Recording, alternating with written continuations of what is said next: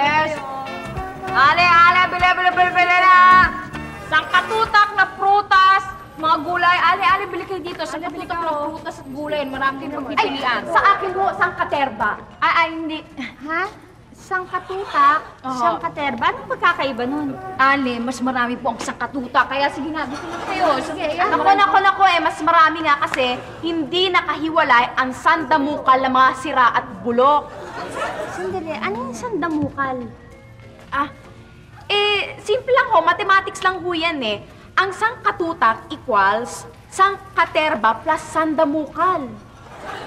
Ibig mong sabihin, yung sangkatutak niya, may sandamukal.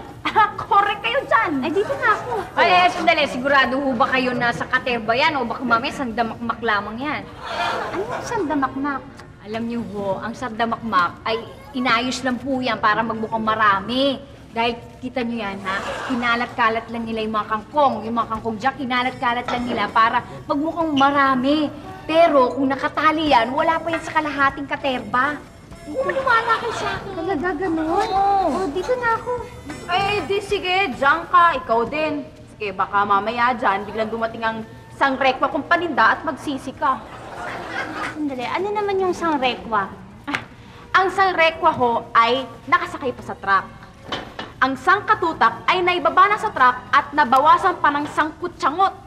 Sa makatuwid, ang sangrekwa ang pinakamarami at madami sa lahat. Sandali, nalilito na ako eh. Pwede bang, alam nyo, parehasa lang nakukuha ko sa inyo ng kapiranggot. Ha? Kapiranggot? Naku, hindi pwede. Dahil gulayan po ito. Doon kayo, doon sa tindahan po ng mga karne.